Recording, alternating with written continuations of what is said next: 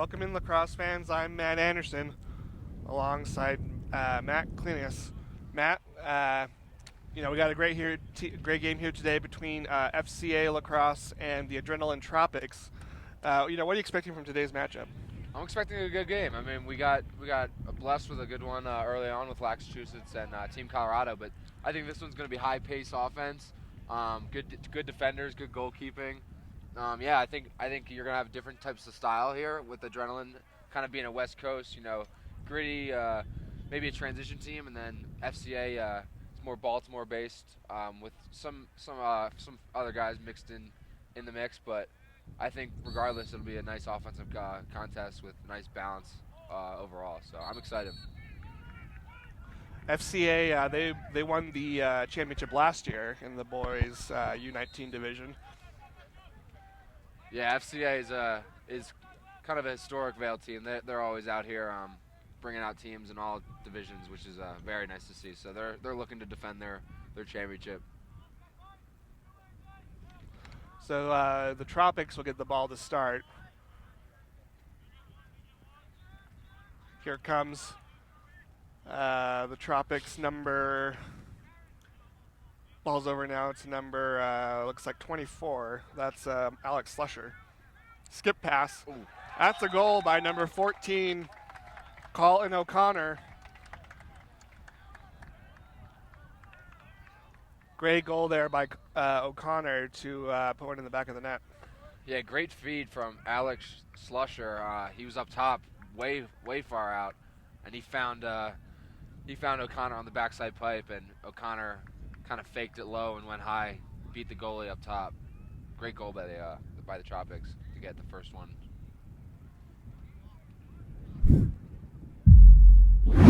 So our score here is 1-0 Tropics with 11:20 here to play in the first quarter. Matt, for those who may have missed our last broadcast, we talked a little bit about the tournament itself, kind of what's available around here in terms of things to do while you're here while you play lacrosse, and a little bit about the experience here. Could maybe cover that again, maybe just to kind of the experience of the tournament. Absolutely. So yeah, most teams they come out here. A lot of them, maybe the first time, but so you have your games lined up, and they're usually in the mornings and mid afternoons, and then throughout the rest of the day, you're pretty much on your own to maybe go hike, or I know there's rafting and stuff like that in the Colorado River, and then you can't beat the actual Vale Village, the shops and just the restaurants and all that. There's a lot going on, and it's all kind of circled around that July 4th celebration, which should be a very nice celebration. They got Vale puts on fireworks and parade and all that. So this whole tournament, this whole week is very fun, jam packed with a lot of things to do. You really you can't go wrong with anything.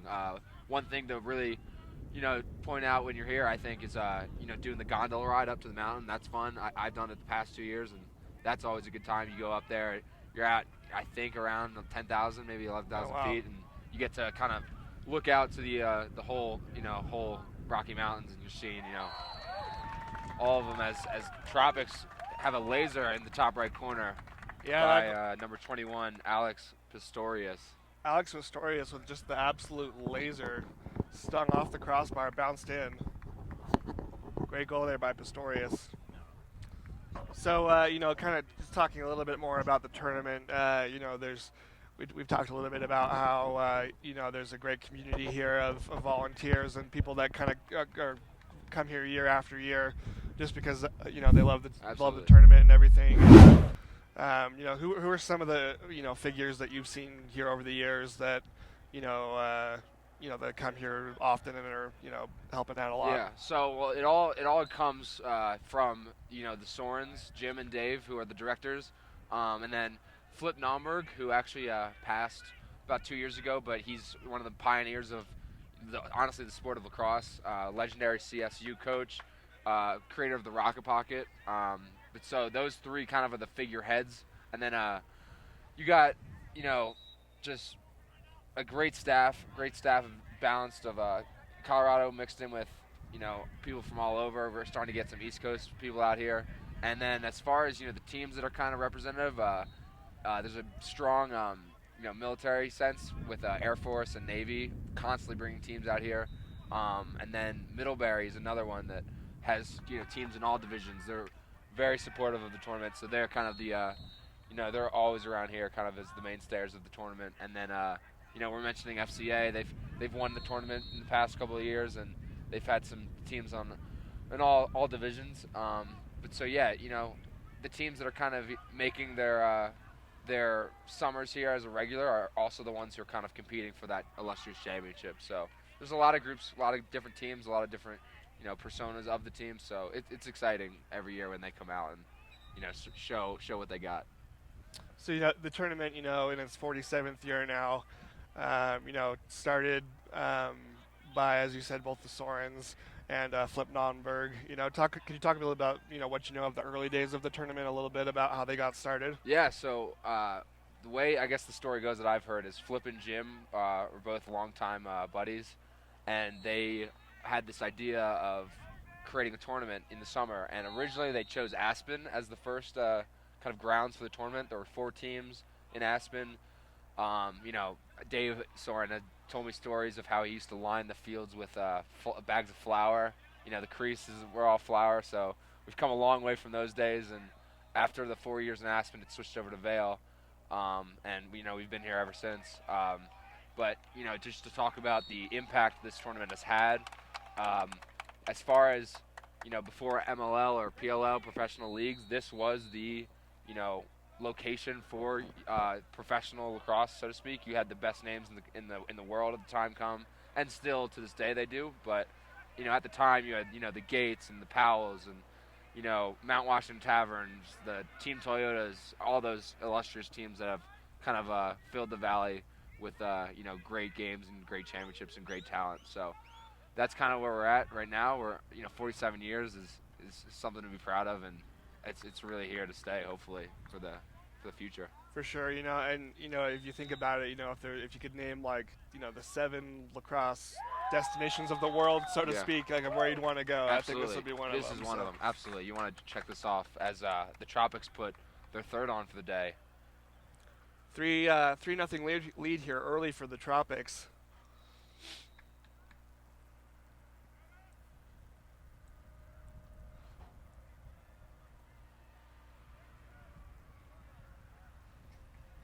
So facing off for FCA is number 14, Eric Pacheco, and I believe number 11 it was, Mitchell Myers. I'll verify that in just one moment, but yeah, number 11, Mitchell Myers. Ball's controlled by Adrenaline.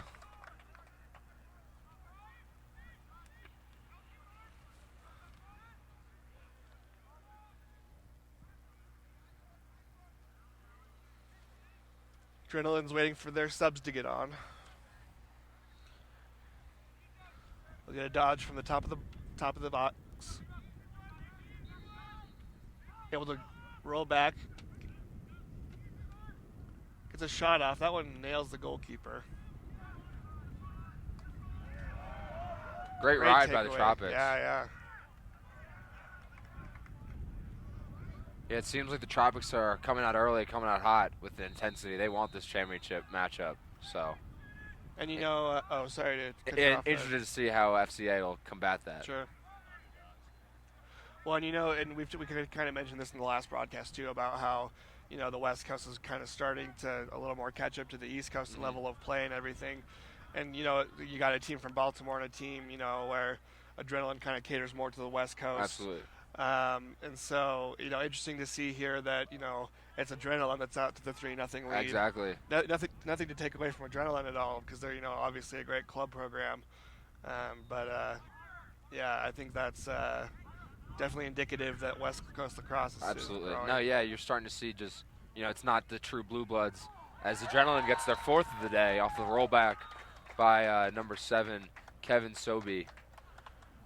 But yeah, you're starting to see more and more the West Coast kind of making more of a name of themselves in the lacrosse world. You're getting great talent. Guys from all over the country are now going to those blue blood schools. It's not just those New Yorks and Baltimores and all that. So it's really cool to see how our sport's growing. Well, and you're starting to see like NCAA programs starting to expand more west. Like you've got Absolutely. like Utah, Marquette, Notre Dame. Oh Well, I yeah. guess Notre Dame's been there for a while, but like you got Denver, who has been there for a little while, but it's kind of started more Hmm. coming to prominence a little bit more in the last couple of Absolutely. years.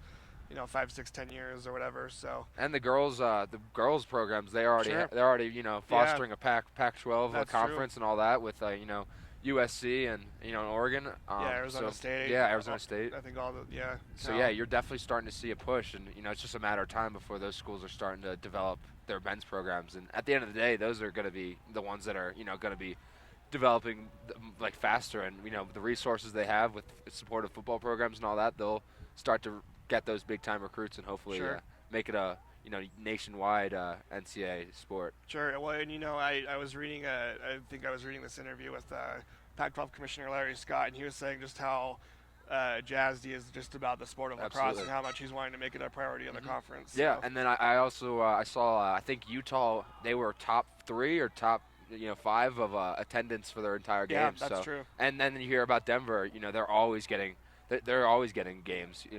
All their games are filled up with the local Denver crowd. So it's really awesome to see how not only are you expanding out west, but the people in the community are supportive of it, which Yeah. is great. Well, and, I actually had the opportunity to go to a couple of the Utah games last year, and like you said, it was a good crowd Hmm. and good lacrosse Yeah. environment. So, I mean, that alone too. That team. I mean, they easily, I think, were the most traveled team.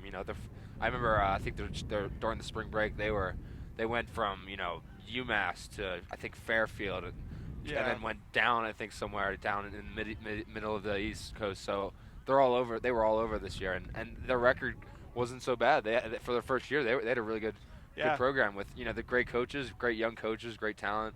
I remember I've seen pictures of their sunset or sunrise practices. It's absolutely yeah. beautiful with the mountains in the background. So Well, and you're talking about that 4 or 5 games road trip that they had where hmm they played. I think it was something like 4 or 5 games in 8 days or exactly, something like that. And yeah, that probably hurt them a little bit. Like yeah, I think they had a great year. yeah, They beat some really good teams. hmm If you think about it. yeah, So I think I don't know. I'm not sure if there's any actually commits here from that are headed to Utah, but yeah, definitely good to see lacrosse expanding on the West Coast. And exactly. Well, there are so a lot of people helping I getting it don't want done. to cut you off there, but I know so Malvern's like my high school. Malvern's biggest rival is Haverford School, and they Okay. have a very I can't remember his name, but he's going to be a senior next year, Mhm. or going to be a freshman, just graduated Haverford, and he's head to Utah. So Oh, nice. I think he's one of the first Pennsylvania Utah commits probably ever. So Yeah. that's really awesome to see. You're going to see more and more commits probably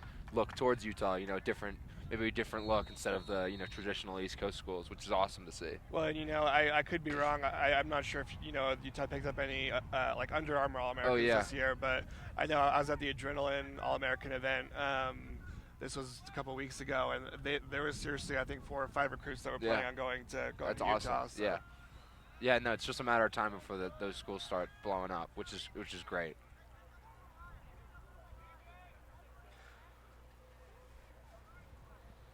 So the Tropics with the ball again. They have the 4-goal lead with 4:55 here to play.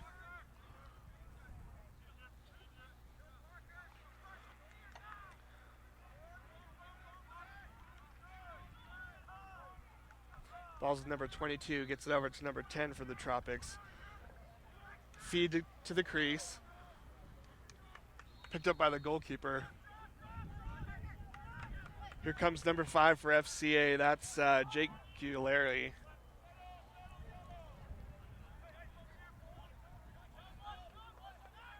FCA will get set up on offense here.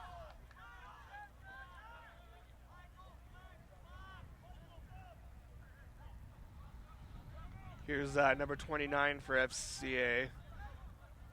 Doesn't look like, excuse me, number 19, not 29. So that would be Patrick Hackler.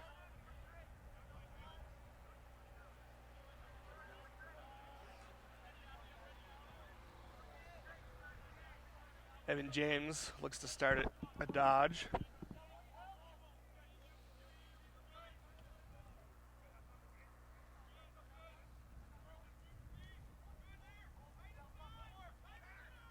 FCA being patient, kind of testing the defense a little bit. Yeah, here you start to see FCA's structured offense, real balanced attack in midfield as they try and convert. See what they call here. That'll be out of bounds on FCA. That'll be Tropics ball.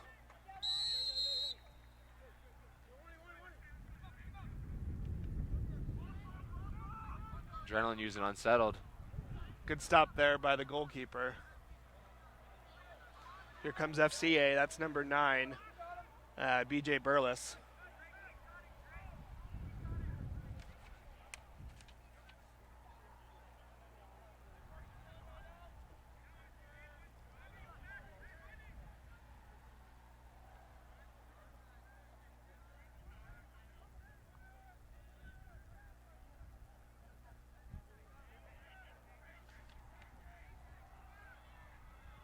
Number 15 now at the ball. PJ Zinser. Ball's now over to the wing.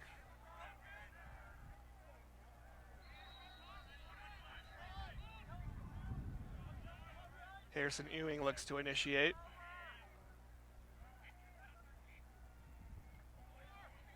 Able to find a man in the middle of the field. That's a save by the goalkeeper, number 8. That's Zachary Tripp. Tripp brings it upfield. Starting to feel some pressure. So what have you been noticing, Matt, about the Tropics as to maybe why they have this 4-0 advantage? Right now, it just seems like they came out, with vengeance. They really wanted this game. I think just FCA having the target on their back as their championship contenders, reigning championship defenders. I think the Tropics, they want to make a name for themselves and they want to prove that they can compete for the championship. And it's not just FCA who's the favorite here, but the Tropics. So I think they came out, hot, got ground balls, big shots. So yeah, I think FCA's got to find an answer and get some points on the board. Great stop there by the goalkeeper. Looks like that one hit him right in the helmet. As we see a goal by the Tropics. That'll put him up 5-0 with 1:17 here to play. That goal was by number 24, Graham Bundy. Yeah, great find on the crease for Bundy to kind of just, catch it, faked low again and put it up high for the goalkeeper. Yeah, I think the Tropics are just, they're feeling themselves right now. You can tell by the way they're celebrating. They want this game. They're passionate about this game. They want to win it. So FCA's got to answer.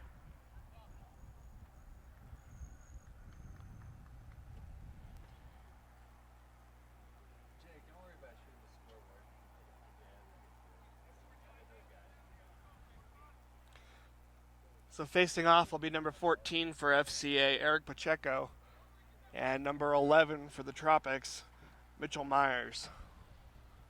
As we wait for play to start.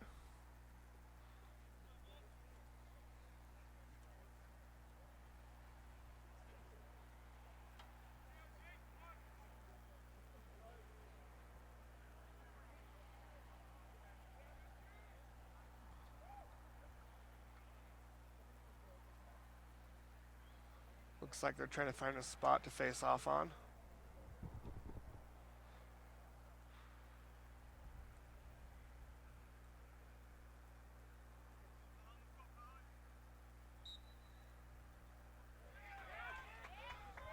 Face-off won there by Myers.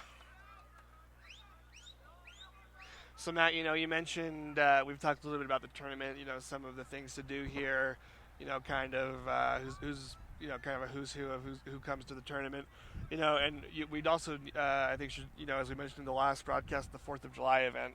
Mm-hmm. Would you mind just talking a little bit about that? I think I think it's a great way to spend your 4th of July. Yeah. Maybe people would like to hear about. Yeah. So one thing I noticed, coming here the past 4 years is the 4th of July and really the 4th, in general here is not just based on around the lacrosse tournament. It is, but it's a full thing. Everyone from Denver will come down and experience it. They got a nice parade, going through the town, and then fireworks at night. So you really start to see the town kind of pick up, cars and just buses coming in from all over to kind of experience it. They do a really good job with putting on a great, celebration of the 4th. one thing to note is the flyover that happens every year on the 4th. That'll be spectacular. I think last year was one of the, best flyovers I've ever seen in my life. You're in this valley, and normally you see those flyovers at Gillette Stadium, or maybe any of those big time stadiums as the Tropics get another goal on the board. Yeah, that was a great low to high rip there by number 23 for the Tropics. That is Marco Napolitano. Sorry, Marco Napolitano. Great goal there, right at the buzzer as we see the end of the first quarter. Tropics with a 6-0 lead. We'll take a quick break and be back for the second quarter after this. You're proud to call Colorado home. So are we. Since 1973, we've been giving back to the communities where we live, work, and play across our great state. And we're here to stay. If you're looking for an independent, locally managed community bank where the employees are also the owners, we would like to be your bank. We're Alpine Bank.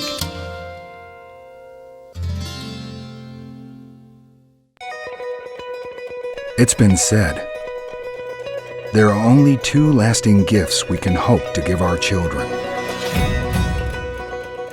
One of these is roots. The other, wings. In Vail, you can watch them soar. Vail, like nothing on earth. It's been said, there are only 2 lasting gifts we can hope to give our children.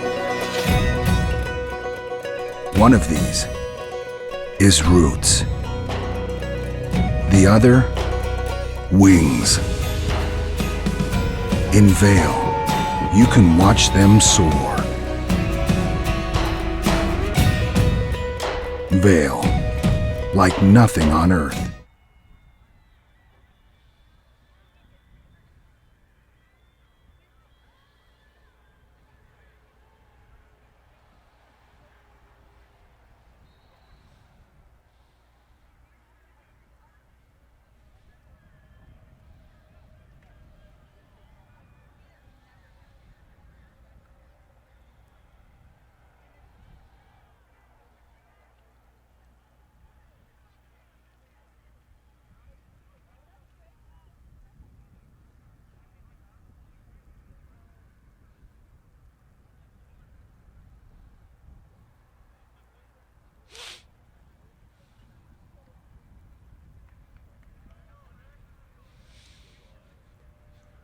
So we're back for the second quarter between the Adrenaline Tropics and the FCA Lacrosse.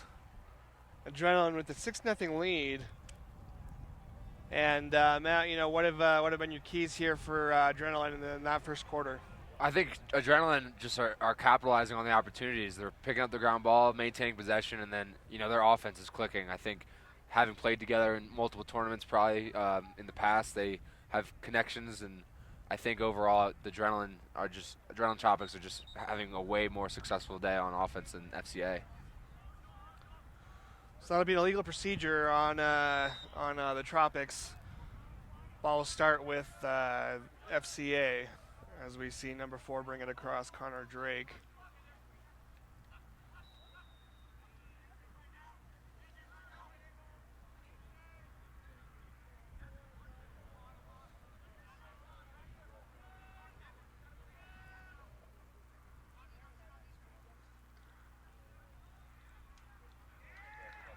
As we see the dodge and hitch there, shot goes wide for number 4, Connor Drake. It'll be Tropics ball.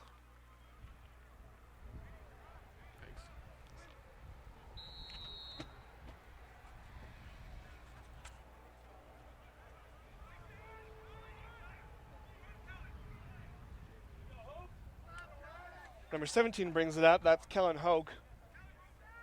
Able to work his way through the FCA ride.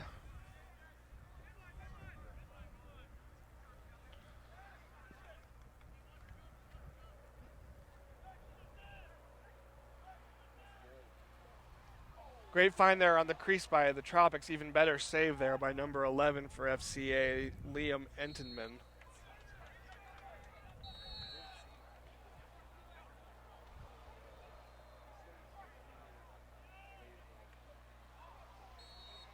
That shot won't go for number 22 for the Tropics, Alex Slusher.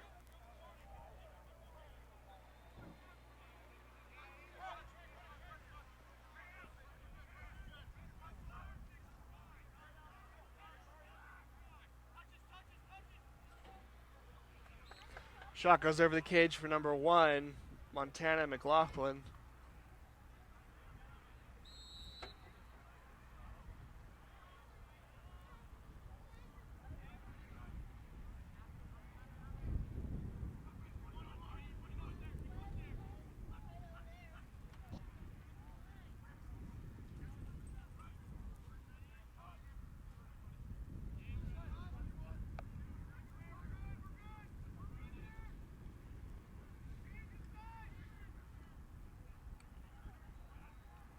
Great stop there by the goalkeeper.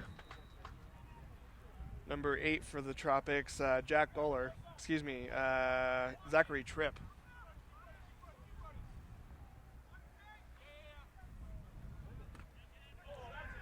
Good, a trip call here on number 2, Jake Taylor of FCA.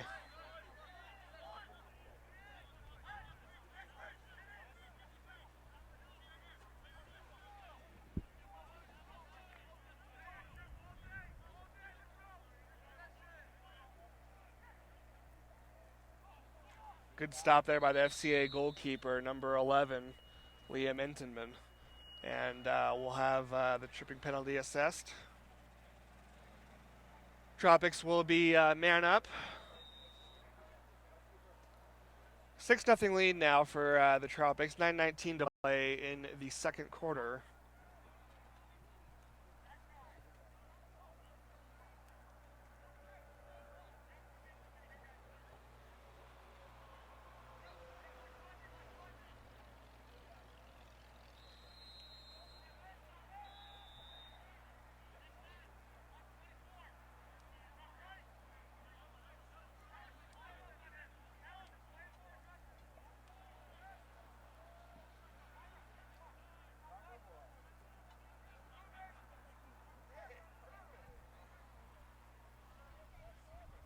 Oh, that's a great find to the crease. Number 24 to number 25. That's Graham Bundy to Graham Blake. Yeah, Graham connection. Graham Bundy with another great find from up top. He really knows how to knife the ball through the FCA defense. Finds the backside post with Graham Blake, and he buries it. Not much Entenman can do there.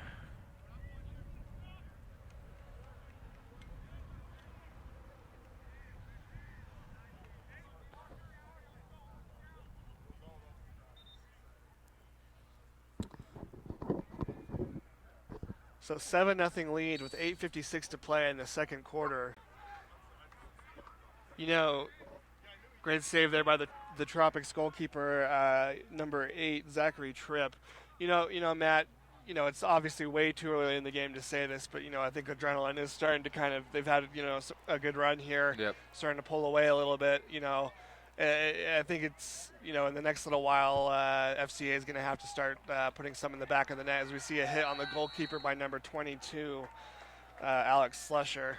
So what does FCA need to do here in order to start, making stops and being able to get some goals? Yeah, well, first, I think Entenman, as far as the score doesn't maybe not represented, I think he's been playing, pretty well. I think he's been saving them at times. So I think at this point it's up to FCA's defense to maybe be more aggressive on slides or whatnot, but there has to be some type of stop. And then offensively, they just got to start burying their shots. I think the opportunities have been there, but Tripp has either made some great saves or, they maybe have not had the backup, or maybe they just didn't put him in a good spot. But I think regardless, FCA's got to start capitalizing on possessions if they want to, be in this game. Great outside rip there from number 21 for the Tropics. That's Mark Stevens. Yeah, Stevens is starting to stretch the defense. It doesn't seem like FCA is really in his gloves of that possession, so he just took it on himself and took a nice rip. I think FCA's defense has to be way more aggressive if they want to slow down this Adrenaline offense.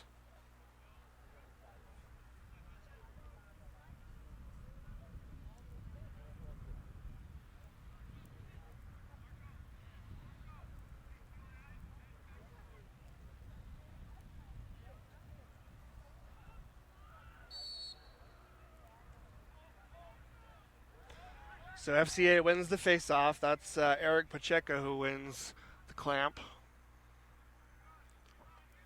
Gets the ball down to his attackman. Now back up to number 2, Jake Taylor. And ball will be settled up top as they get their substitutions on.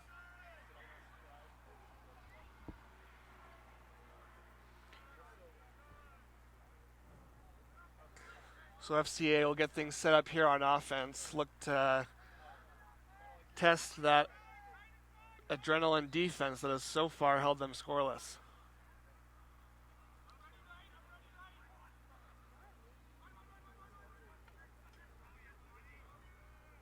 Great slide by the Adrenaline defense there. Really not letting FCA get any run-ups on their offensive dodges. Good double team there. We'll have a flag down on the play. Looks like a couple players are shaken up. It looks like it got the FCA offensive player in the knee.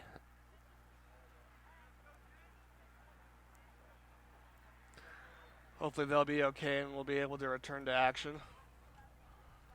Hopefully it's not too serious of an injury. Yeah, it looks like one of those stingers. Shaft to the kneecap. Never a good thing.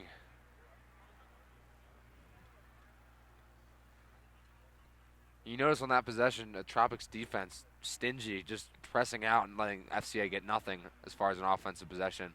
Really playing nice help defense. Sure, and that's true. They've been communicating very well together, and they've been aggressive too. Absolutely. They've been really trying to, I think, attack the offense as opposed to being passive. They're really not letting FCA get into that offensive flow that they're trying to do. Sure. See if FCA will capitalize on this man-up opportunity.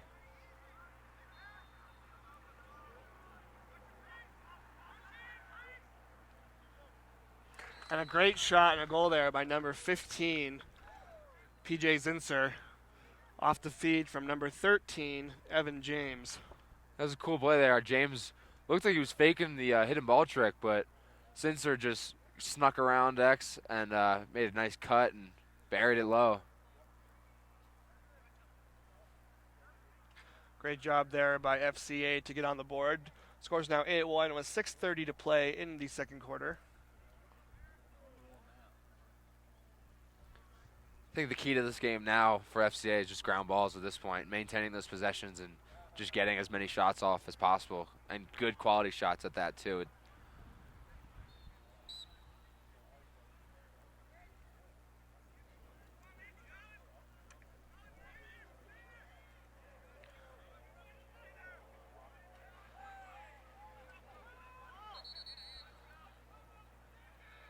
That'll be an illegal procedure on the Tropics. It'll go FCA ball. That is one thing to note. Nowadays most of these kids are experiencing the turf fields as well as, and at me personally, I'm more or less always on a turf field. So when you get down to here, you really got to be both hands to the ground on ground balls, and because those balls will skip. And that's a good point. That's definitely something we've kind of seen at the tournament over the last couple of days. Absolutely. There's a lot more trouble with the ground balls. Yeah, it's tough. You got to get used to it.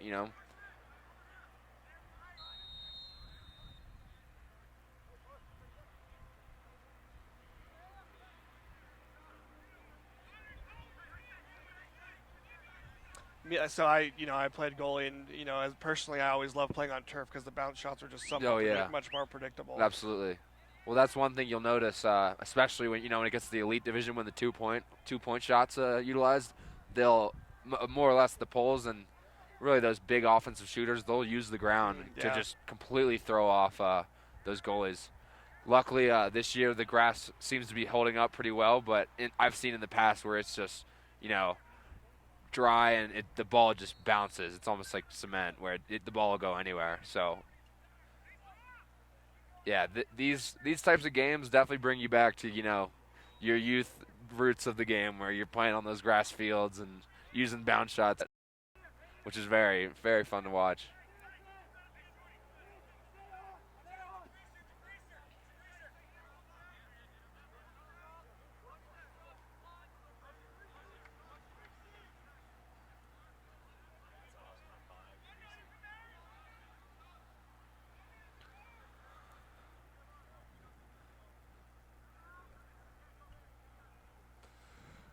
FCA now in their offensive set. Number 18 will initiate. Harrison Ewing gets the ball to X. Feed back into the middle of the field, and he sneaks one past the goalkeeper is number 4, Connor Drake.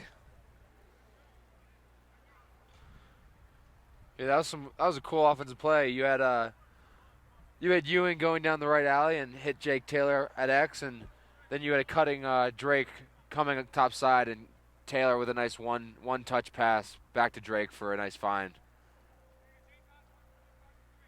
FCA hoping to use that goal for momentum to maybe get some on the board before the end of the first half. And that's maybe something where we've kind of talked about East Coast versus West Coast, right? How the East Coast teams could maybe be a little more technical, exactly. While West Coast maybe relies a little more on athleticism. Absolutely. So definitely a great play there by FCA, as they now are within 6 with 4:22 to play.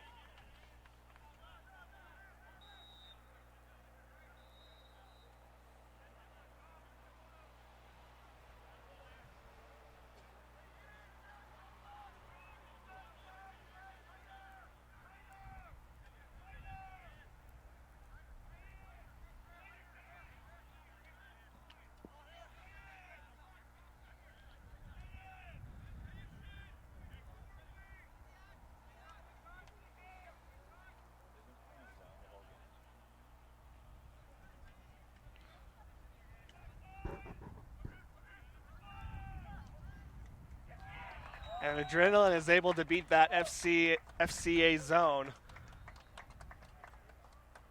Great goal there by the Tropics, as we saw a different look there from FCA. Yeah, FCA trying to do everything defensively to try and stop this Adrenaline offense, but Tropics looking like they can also be technical and move the ball very nicely in the rotation and get an advantage, get it past Enderman.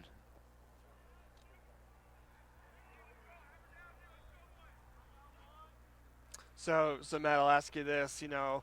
It seems like if maybe there's one player that hurts you during a game, what's your opinion on locking that player off? Yeah, no, I think it's definitely a tool utilized by coaches that can be successful. You do sacrifice the idea that you're now playing with 5 defenders instead of 6 as a group. I would if I were to lock off anything, I'd probably take the ball carrier right here. Graham Bundy, he's not only has he had some pretty good shots, but he's been knifing the ball through their defense. So yeah, if anything, I would go from there. But it looks like FCA is back in that zone.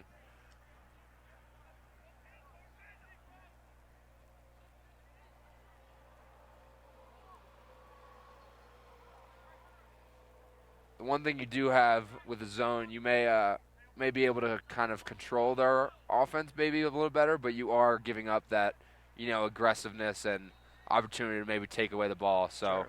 Let's see if they bounce back and forth, because at the end of the day, the FCA team needs the ball back if they want to get into this. Yeah, so this is a great example of how maybe you would be relying on them to make the mistake rather than being the aggressor yourself. Absolutely. Yeah, you almost use the zone, just kind of slow down their offense. Sure. Instead of maybe if they have some pretty good dodgers, you want to go to a zone to make them go more into a passing offense. And yeah, like you said, make them make the mistake.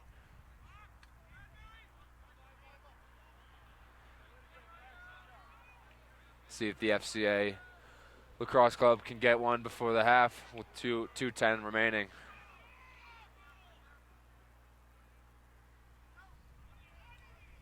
Shot goes left of the cage. backed up by FCA.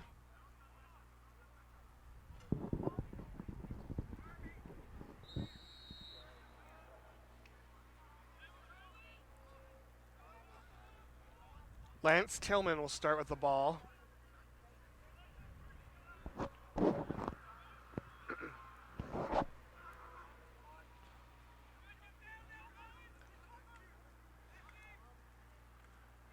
A sweeping shot by number 4, Connor Drake, goes over the cage, backed up by number 2, Jake Taylor.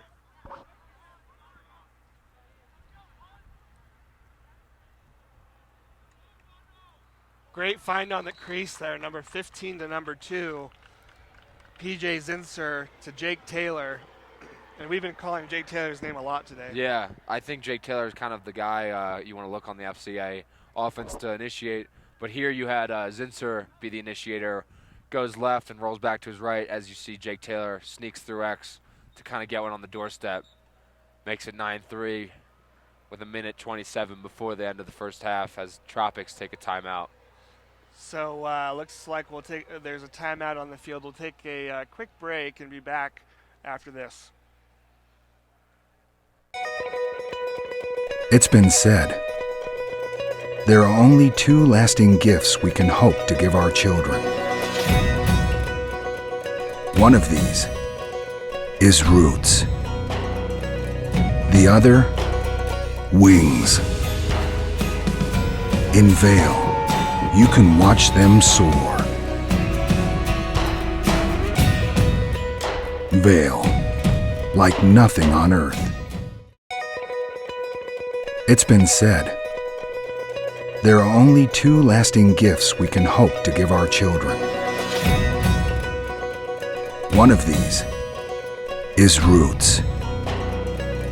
The other, wings. In Vail, you can watch them soar. Vail, like nothing on earth. We're back for the remainder of the second quarter. Our score here is 9-3 for the Adrenaline Tropics over FCA La Crosse. And we'll have about 1:27 left to play in the second quarter. So Matt, what have you noticed here about the last few minutes of play? It seems like things have been a little more even. FCA definitely has been starting to put some goals in the back of the net. So. Yeah, I agree. I think FCA is starting to kind of find their rhythm on offense. Maybe get their shots off that weren't really there in the beginning. They're still using that type of tactical offense that we were talking about, where you're drawing and dishing. Not as much so as the Tropics, who are kind of just relying on their dodging and outside shooting. But I'm interested to see how they'll end this first half. Hopefully, get one more on the board and get closer to tying this one up.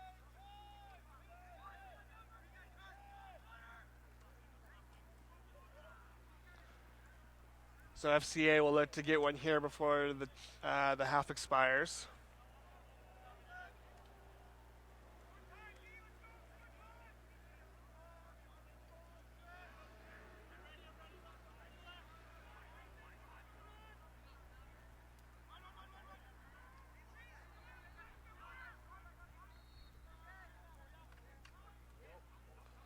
Ball's controlled by the Tropics.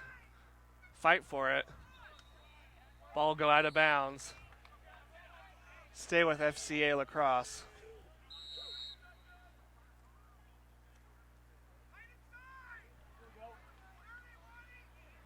.26 seconds now to play. Tropics bring the ball up. They'll look to get one here.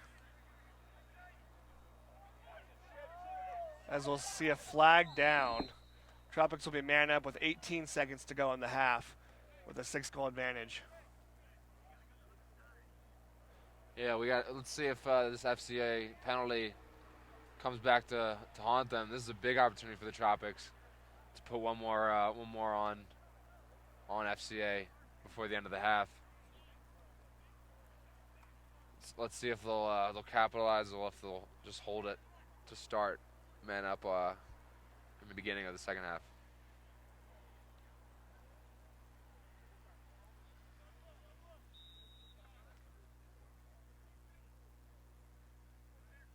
Looks like the Tropicals are going to go for that last goal before the half. Big save by Edelman. Well, that plays into a larger philosophy of, when do you start, or do you start, slowing things down and Yep. playing not to lose versus playing Absolutely. to win. So we could talk about that more maybe in the second half. As we have reached halftime, our score here is 9-3 for the Tropics over FCA Lacrosse. I'm Matt Anderson alongside Matt Klingus, sorry, and we'll be back after this.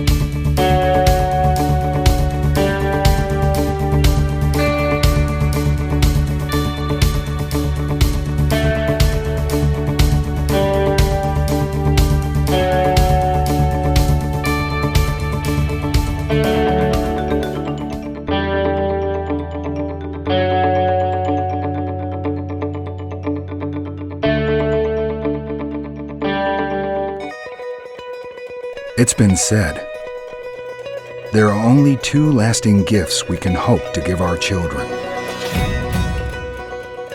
One of these is roots.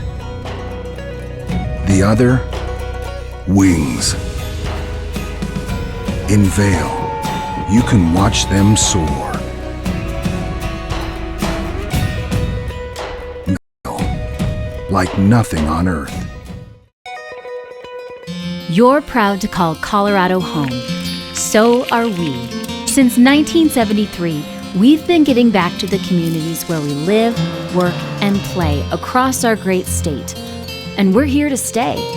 If you're looking for an independent, locally managed community bank where the employees are also the owners, we would like to be your bank. We're Alpine Bank.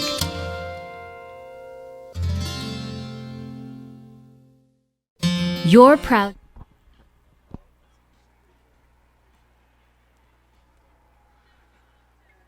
We're back.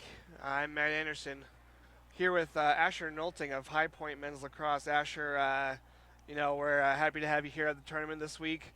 Talk a little bit about your involvement with the tournament growing up, and what it's meant to you to be coming here over the years. Yeah, again, thank you for having me on.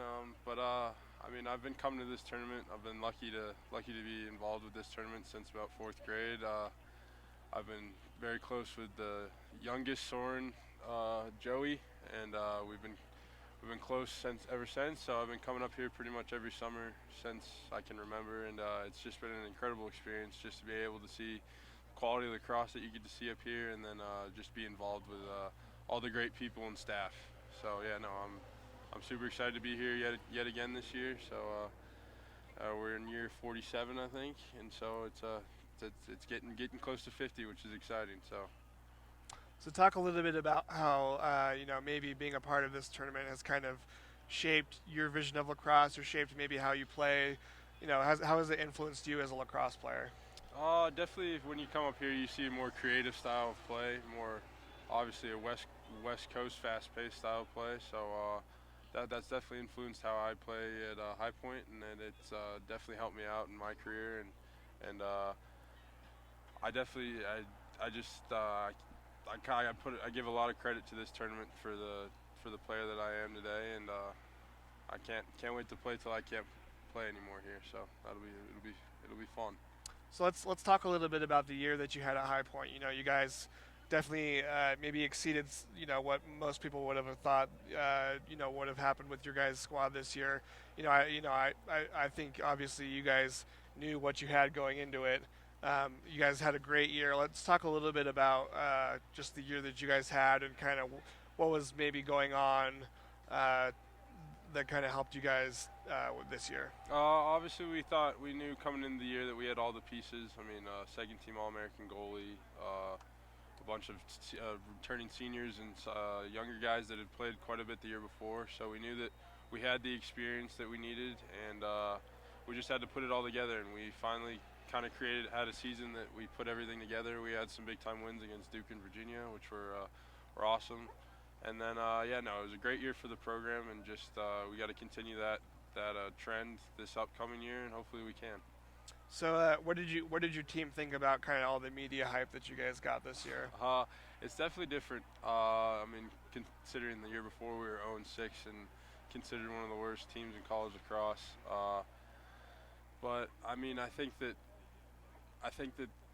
just coming into this year with all that hype after those Duke and Virginia wins, it was we handled it pretty well. I mean, post Virginia win, we kind of had a hangover loss against St. John's at home with some bad weather. But other than that, I think that we handled the media attention well, and I think it'll help us in the future with the further attention. So I'll ask you one more question. Where do you guys see yourself next year? As a program, what are kind of the expectations heading into next year? I definitely see us as a top 10 team. I think obviously the loss of Timmy Troutner, our senior goalie and captain, is a tough one, but we have some good pieces coming back, and I'm excited to see where we go this season. So it'll be good. It'll be a fun season again.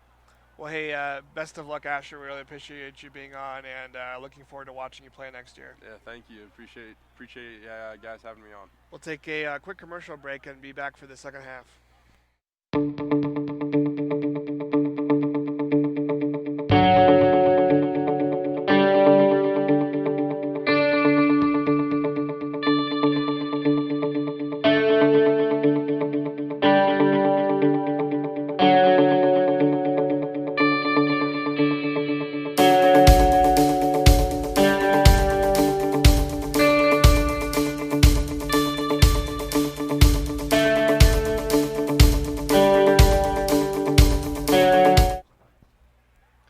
We're back here for the third quarter between the Adrenaline Tropics and FCA Lacrosse. Adrenaline with the 9-3 lead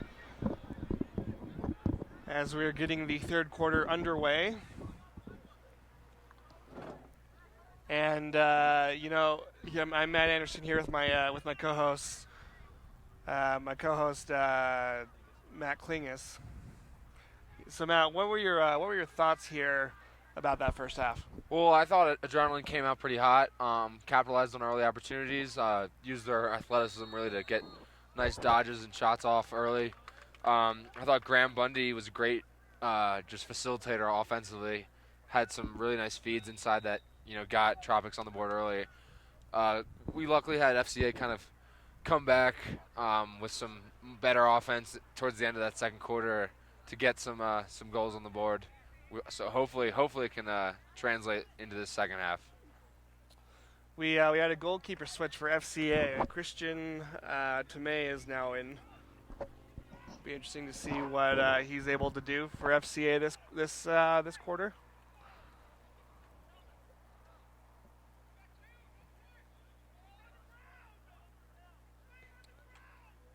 Looks like we have another goalkeeper in for, same goalkeeper for Adrenaline. That's Kevin Sobey that's still in.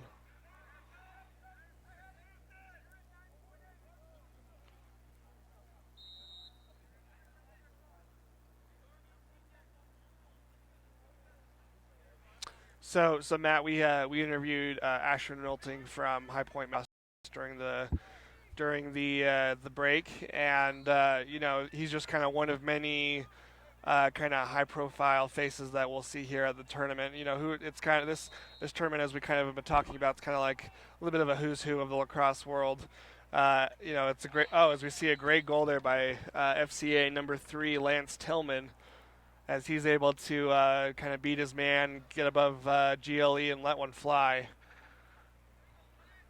But going back to what we were talking about, who are some of the kind of lacrosse celebrities, if you will, that you've seen so far here at the tournament? Well, other than Asher, who came off a great year at High Point, and High Point as a whole had a wonderful season. Definitely. Big upsets.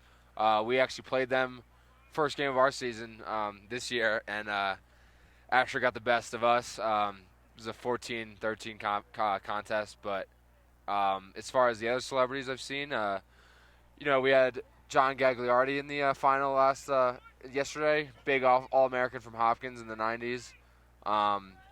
Doug Shanahan, actually, who he won the first Tewaaraton Award, which is the Heisman Trophy of college lacrosse. So back in 2000, I think he won the first out of Hofstra. So that was a big name celebrity. But yeah, I'm interested to see who shows in the elites too. There's always some high profile college stars. So yeah, I think every year you're going to get some big names, high profile talent here, as FCA can't connect. One thing to note too about Asher is he was in the Tewaaraton conversation at one Absolutely. point too. So definitely a great player, and it'll be exciting to watch High Point next year. Yeah, I agree. No, I think Asher's game speaks for itself. He's media's best friend in terms of the goals he's putting up behind the backs, around the worlds, all that stuff. So yeah, I'm interested to see how. I'm interested and excited to see how he rounds out his career at High Point. I think the future is bright. Well, and this goes back to what we were talking about too. With Asher being from Colorado, the level of play rise on the West Coast. Absolutely. And just the growth of the game, and you're seeing it not only at the national level in the U.S. and all with growth in the South and on the West Coast, but across the world too. Absolutely. You're really seeing. I think last year's World Championships there was a record. I think 46 teams. Yeah, and yeah, exactly. I mean, the FIL championship this past last year in the summer was just proof of how far the sport has come. Mm-hmm. You're now starting to see certain college players be added to rosters all over the world. You'll have like Connor Kelly, for example. He played for Team Ireland. He was a Notre Dame goalie. There are many others. Israel had some pretty big names with Isaac Paparo, a big standout LSM at UMass this past season. So you're definitely starting to see more and more talent come out of those, obscure locations. And then you cannot forget to up north, all the Canadians who are having an impact on the game. I had the luxury of playing with 6 of them as the Tropics get on the board again to start the second half. That's Graham Blake. Great goal by him as he's able to shoot around his defender and put one into the goalie's hip. But yeah, going back to just the different players coming at different locations, you start to see as well a different type of game. Canadians, they're predominantly more one-handed, but they'll use every shot in the book to get a shot off. They're predominantly more offensive gifted players, and then we've talked about the different styles of play in these two teams, and the Massachusetts and Team Colorado prior of East Coast can be more technical and crisp passes and stuff, whereas the West Coast players will be more relying on their athleticism and their strength and stuff like that. So it's interesting to see how each team kind of creates its own culture, so to speak. Definitely. Well, that's good for the growth of the game too, because it gives kind of new dimensions to the game, if Absolutely. you will, which could then eventually influence rule changes. The game may look completely different 30 years from now. So I agree 100%. I mean, just one example is as far as one of the bigger names in the lacrosse world, bigger names I should say, the Thompson brothers. In my opinion, I think just their explosion the past couple of years, with their style of backhands and one-handeds and all that, you're now starting to see the traditional players adopt those styles where now you can see everyone, even at the youth level, start to do behind the backs and one-handed passes and stuff where they feel more comfortable about it. So it's one of those things where as new styles come into play, people can adopt those styles and put it in their games. Yeah, no, I think you're completely right because I mean, when I was growing up, it's completely forbidden, like to do the behind the Oh my backs, gosh, all yeah. that stuff. That You was just hear your that was coaches laps just after practice. So exactly, and you just hear your coaches just, you're not getting in next game and Yeah. stuff like that. So yeah, it's awesome to see the style kind of switch. It's faster, especially with the rule changes that you have in NCAA, and then you have, the PLL with shorter fields and 2-pointers and all that.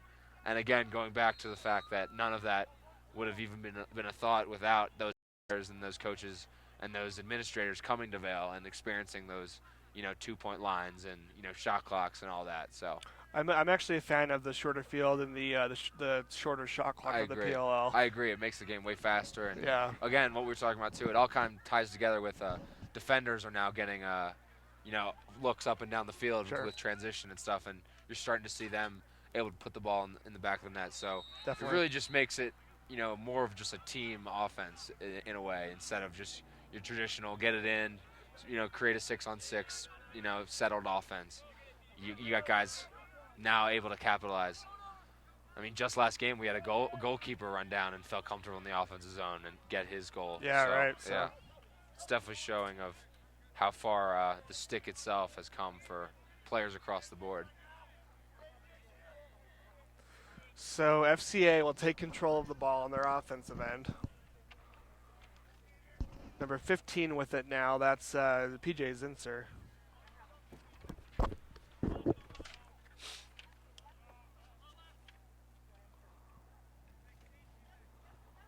Shot there goes wide by number 13, Evan James.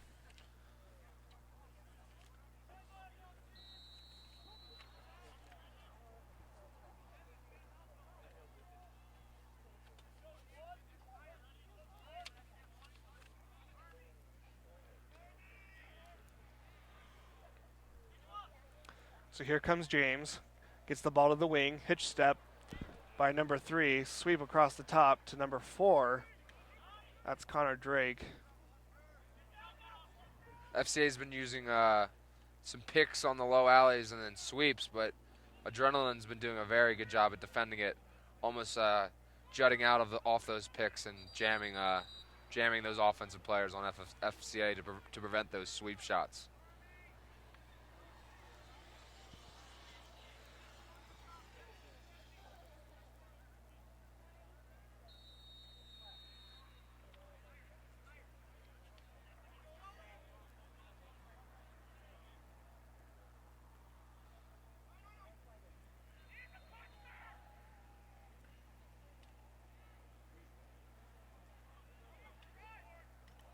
Backhanded shot there by number 3 for FCA, Lance Tillman. That'll be backed up by the Adrenaline team.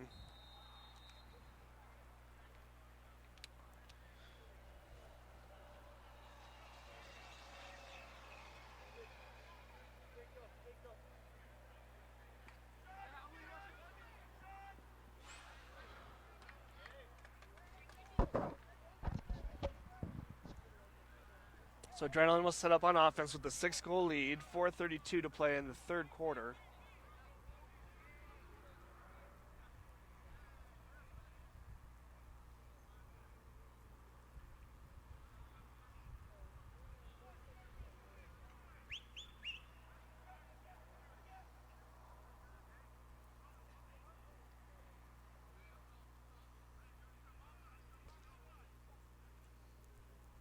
Tropics just working it around.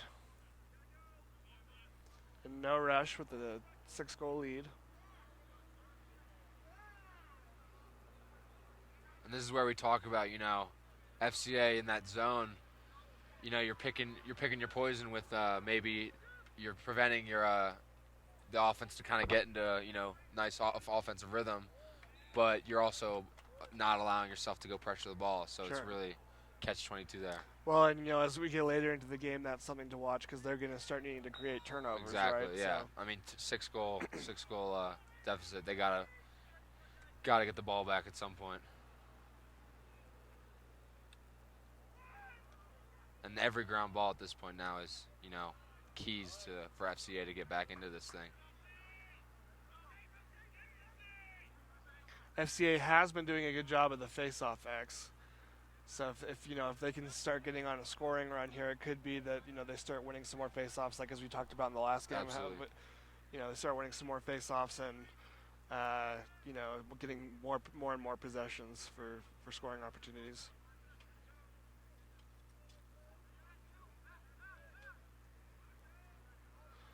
That pass goes over the head of his teammate. Ball will go to FCA. And there we have an example again of the success of a zone, having an offense, making them forcing them to create their own offense and have to pass their way to a goal. It's really make them make the mistake instead of you causing the mistake.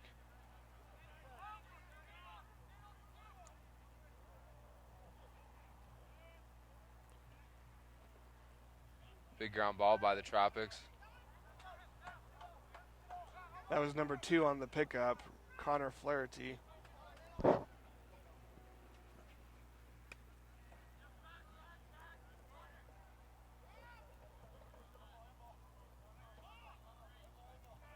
Big ride by FCA. This is an important possession, as the long pole is starting to maybe see if he can get something on offense.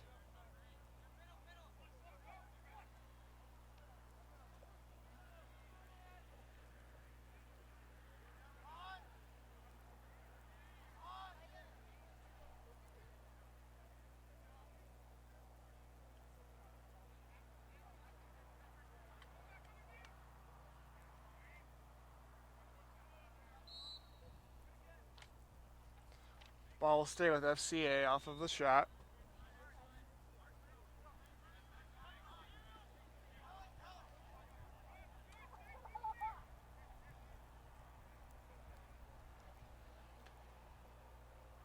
That was a great find on crease, just unable to hang on to it. That'll be a turnover, ball heading the Tropics way. Errant pass there, that goes over the head of number 22, Alex Slesher. It'll be a turnover and going back at FCA's way.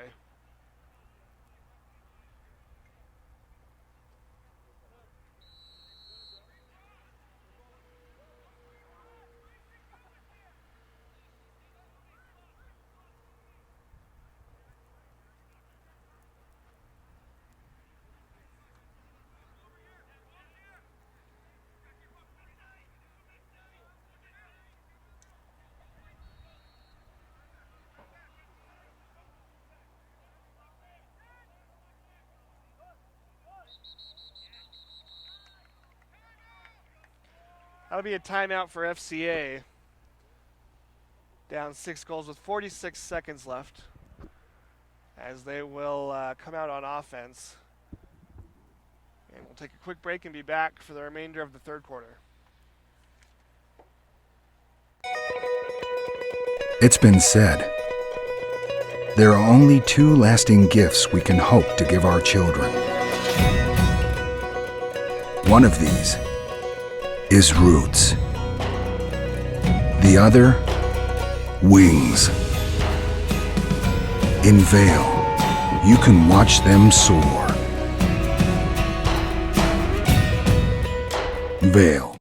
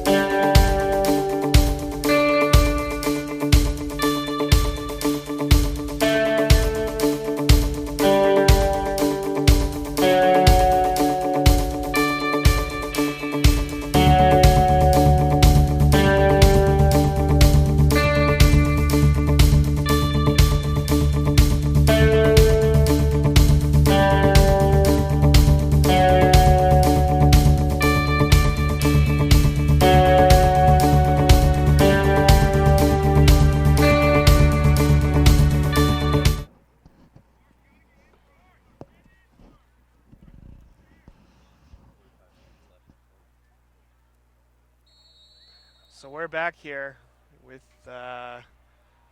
43 seconds to play. FCA on offense, down 6 goals. 35 seconds left in the quarter. Errant pass there goes just left of the player, unable to corral it.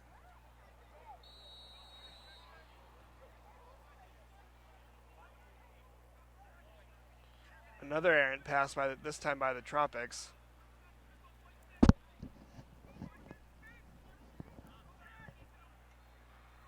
FCA will look to clear. 15 seconds now. They need to hurry. Number 4 unable to handle it. That's Connor Drake. Here comes Adrenaline. Ball's hucked downfield. And that'll be the end of the third quarter.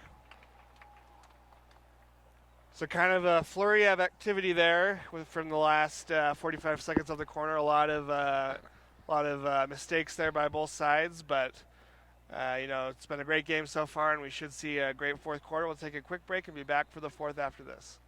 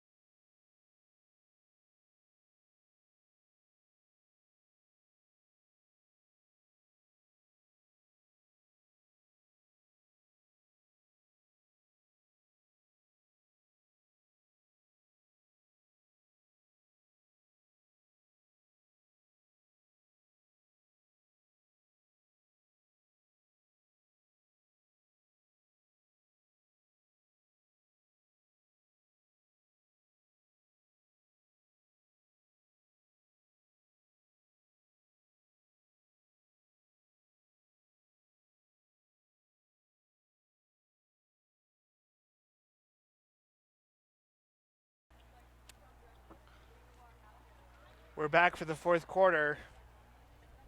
Tropics with a 10-4 lead over FCA. I'm Matt Anderson alongside my co-host, Matt Klingus.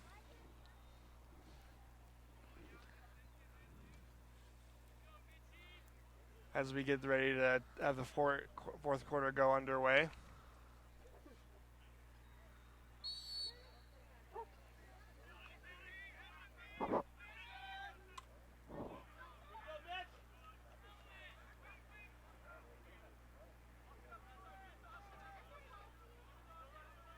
Tropics now with the ball.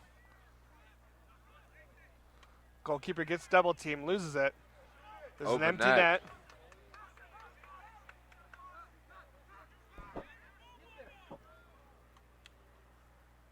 And they're able to score on the empty goal. That's number 2 for FCA. Jake Taylor with the goal. Yeah, FCA saw the goalie coming up and took advantage of it. Double teamed and went it the other way. Good goal by FCA in transition. Well, that's kind of it. We saw the goalie goal in the last game. It's a very high risk, high reward type of thing when Absolutely. you have a goalie running up the field. So.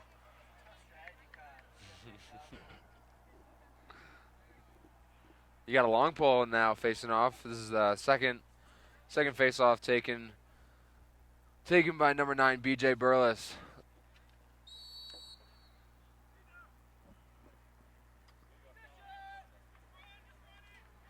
Number 17 for the Tropics able to win it. That's Kellen Hoke.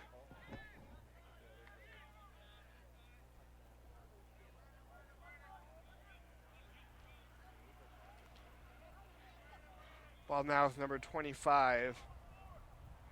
Graham Blake up top now.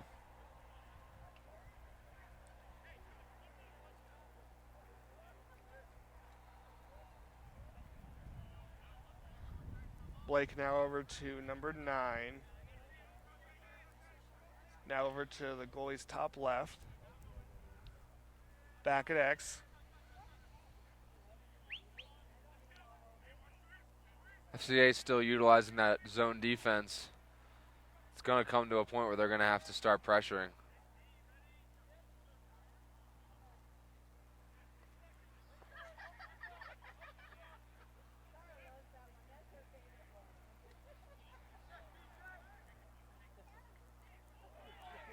Big hit there by FCA. Looks like that'll be a penalty.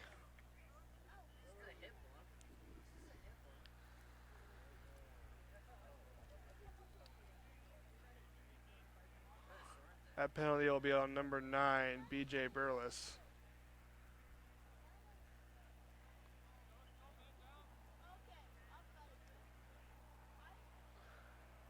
So the Tropics will be man up. Up 5 goals, 10-19 to play here in the fourth quarter. Winner of this game faces Laxachusetts in the championship game tomorrow. That'll be at 11 a.m. That'll be broadcast on the Vail Lacrosse Shootout website, vaillacrosse.com, the Lax All-Stars website, and Lax All-Stars YouTube channel.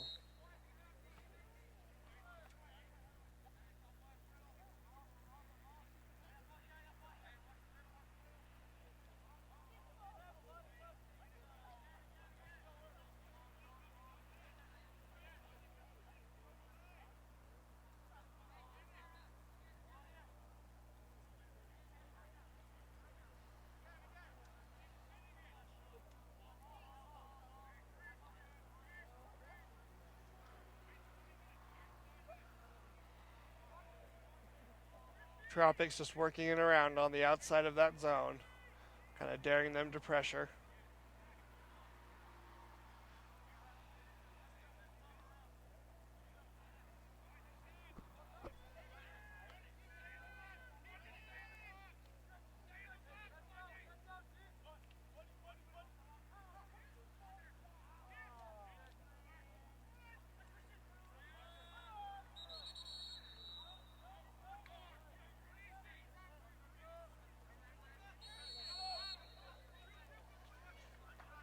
So FCA now with the ball, down 5 goals.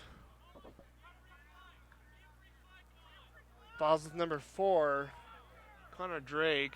Gets a shot off. Great save there by the keeper. He went low for that one. That's number 8, Zachary Tripp.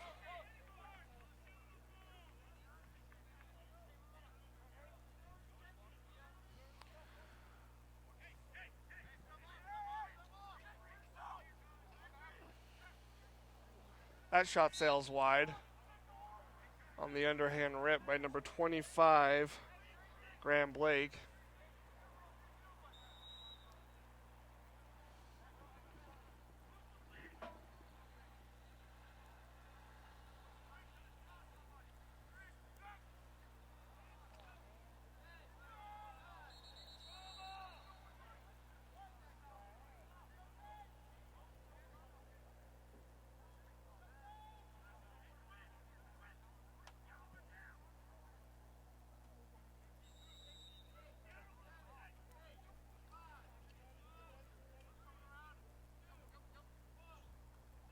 Penalties released. FCA will be now at even strength.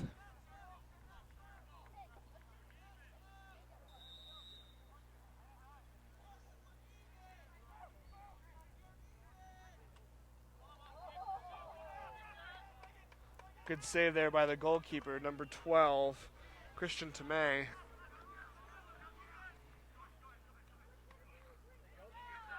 Shot by the long pole. That one's saved by the goalkeeper.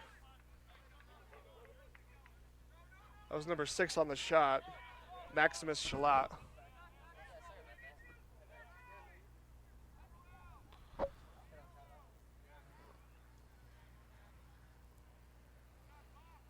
Tropics content just to kill more clock.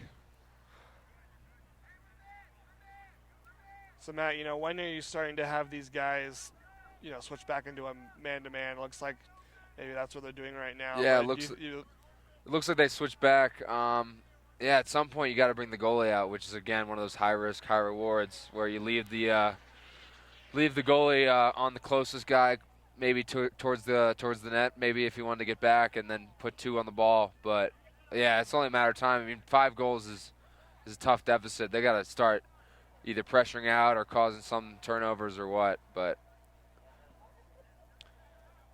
do you think that FCA should have started, going back to their man defense earlier? I think so. I mean, zone is really effective. Kind of, if you're either ahead or maybe you just want to give them a different look. As we got a nice crunch at the midfield line as FCA is a rip going top side for number 15, PJ Zinser. That'll be a penalty on number 14 for the Tropics. That's Tyler Bradbury. He'll have to take a seat.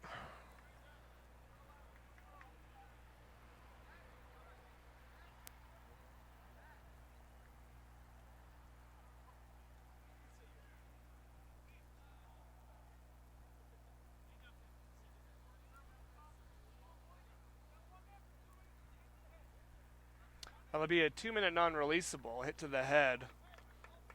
So this could be a good opportunity for FCA to erase that 4-goal deficit. Yeah, that's 2-minute locked in. So if FCA can capitalize on this man-up opportunity, they may have a shot at getting back into this thing.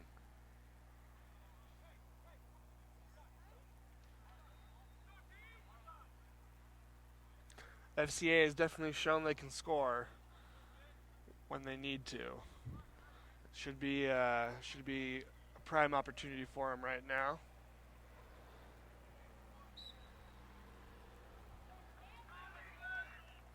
That's another face-off win for the Tropics. And that's really kind of been FCA's Achilles heel for this, at least for this second half. Oh, big ride by Jake Taylor. Can't corral the ground ball.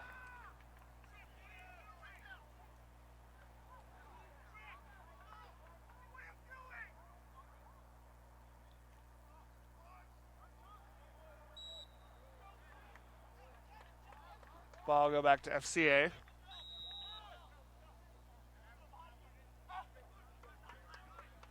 Now with number 19, Patrick Hackler.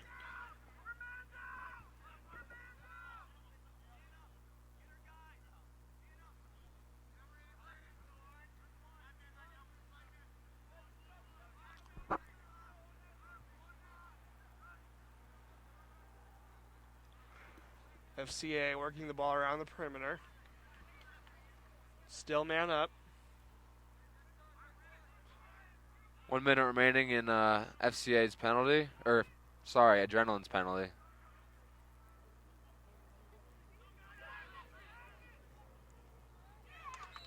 And we've got a goal by number 15, PJ Zinser, another name we've been calling for FCA quite a bit today. So the FCA runs a similar man-up play that they ran earlier. You have Lance Tillman coming and pretending again to do that hidden ball trick, and PJ Zinser sneaks around again, catches the feet on the crease and buries it low. And that penalty is still locked in, so if FCA can capitalize again, they might get back into this.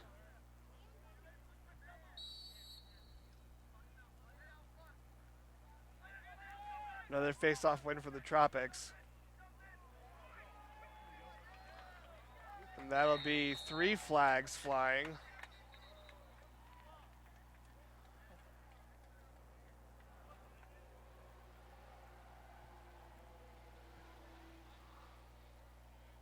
We'll see what the officials decide to call here.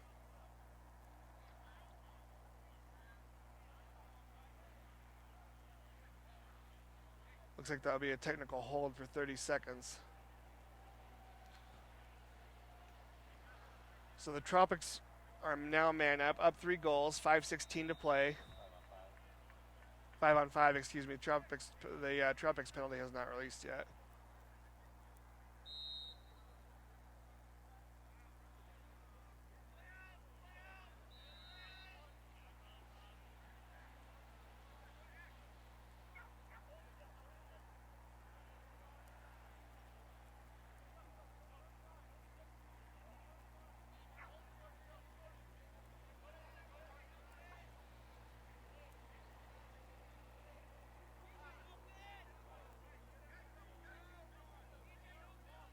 Tropics content to hold the ball until the penalty releases. Both penalties have now released.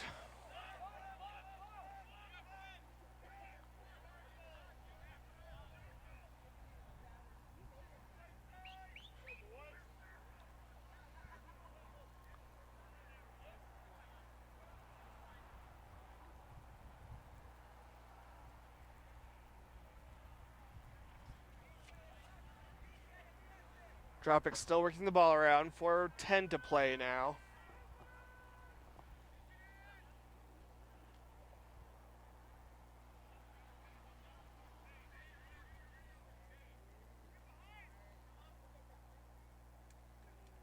Quinn Marquez tries to find his way through the defense. Gets the ball checked out of his stick. Big brown ball for FCA. If they can contain it, which they do. They'll look to push in transition. This is Patrick Hackler. Oh, great stop by the goalkeeper. Looks like we have a FCA player down.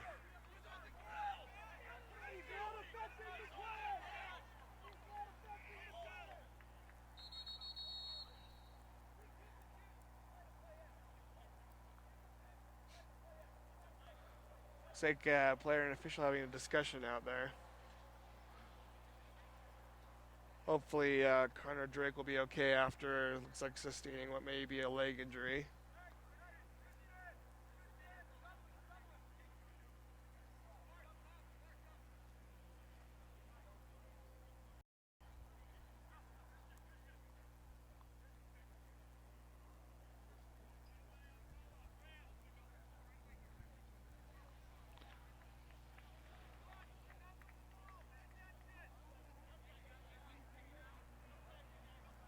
So it looks like FCA will bring on the double.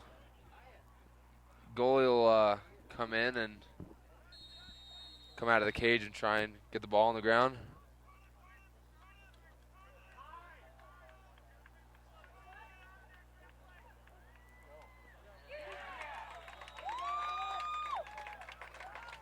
Number 22 able to score on the empty net, Alex Slusher, as he's able to beat his man and get free in front of the cage. As FCA had pulled the goalkeeper to try to create a double team. That'll be 11-7 now for the Tropics with 3:07 to play.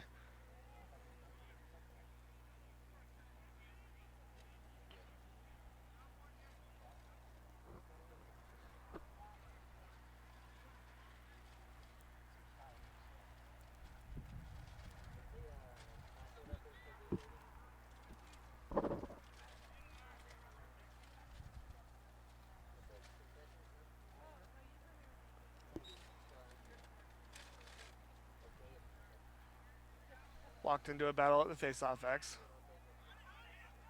That'll be won by FCA.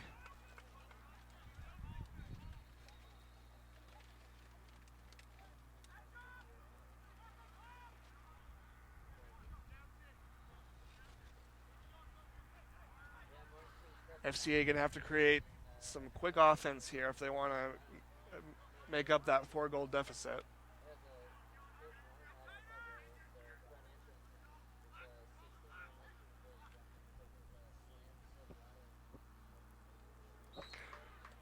Great move there by number 13, Evan James.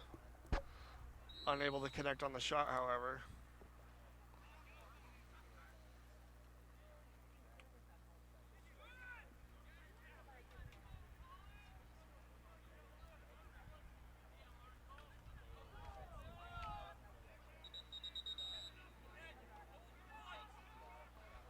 It'll be a hold on red going to the Tropics.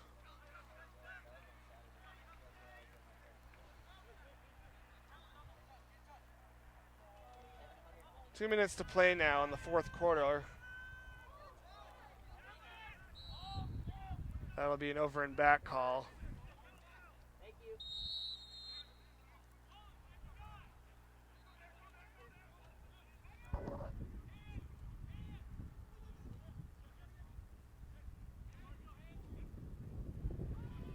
That one's tipped just over the cage.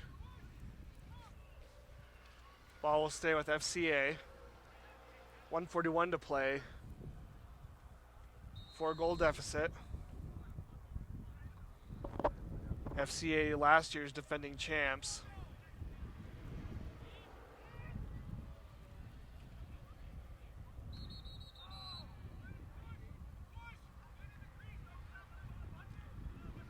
Another good stop there by the Adrenaline goalkeeper. FCA will get another chance here. FCA's got numbers here. 6 on 5 off the Adrenaline sub.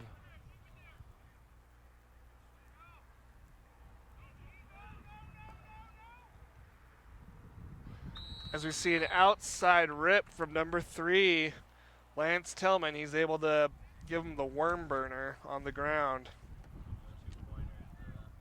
Unfortunately, there's no two-pointer in the U19 division, but that would have been one. So. Yeah, PJ Zinsner just drew the defender and dished her one more. Nice low burner, like you said, past the goalie. Down 3 though. This will be big face-off for the FCA if they want to come back in this. FCA has kind of struggled at the face-off this second half.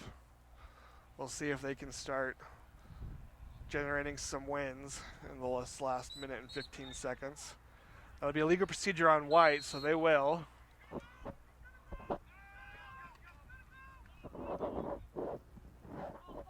Got a player down.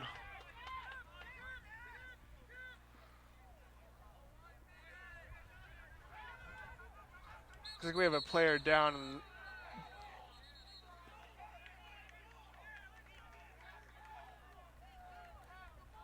Controversial timeout here. They'll award the timeout to the Tropics. FCA not happy about it. It looks like number 9 for the FCA, BJ Burles, is the player who was shaken up.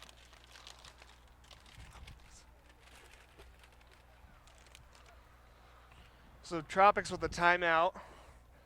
56 seconds to play, up 3 goals. Looking like it'll be a Laxachusetts Tropics final.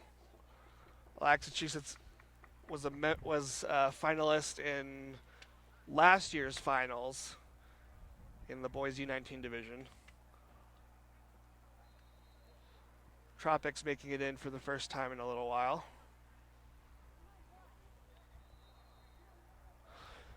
So Matt, what have been your thoughts here on today's semifinal games? I thought they were competitive. I think as far as the earlier one, you saw Laxachusetts just come out, firing, using their offense to just kind of get some early goals, and then this one really was Adrenaline's from the start. They had a 6-0 run in the beginning and kind of held on. FCA kind of got comfortable on their offense, but Adrenaline's defense has been sliding very well. The very, very stingy defense on ball and off ball. So I don't know. I think with Adrenaline's fast start and then their ability to maintain, momentum and all that, I think you have a pretty good matchup for tomorrow's final.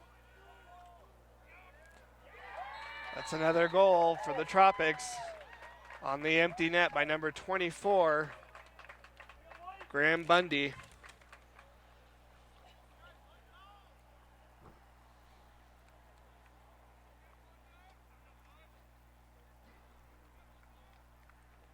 .49 seconds left to play in this game. Tropics will be moving on to play Laxachusetts in the final tomorrow at 11 a.m. That's Mountain Time, 1 p.m. for you Easterners. Game will be broadcast on the Vail Lacrosse Shootout website. That's vaillacrosse.com. the Lax All-Stars website, laxallstars.com, and the Lax All-Stars YouTube page.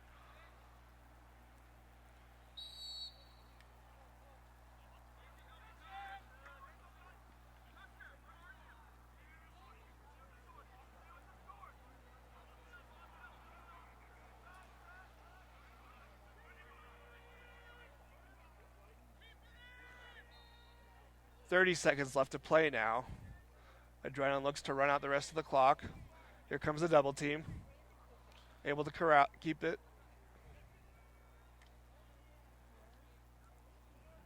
"17 seconds.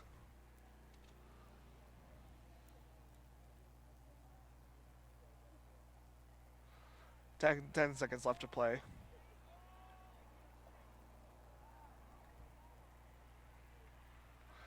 And that'll do it. Adrenaline Tropics are moving on to the U19 Boys Championship game tomorrow against Laxachusetts at 1 p.m. Eastern, 11 p.m. Mountain. Be sure to tune in then. I'm Matt Anderson alongside Matt Klingus. Thanks for watching, and we'll see you tomorrow.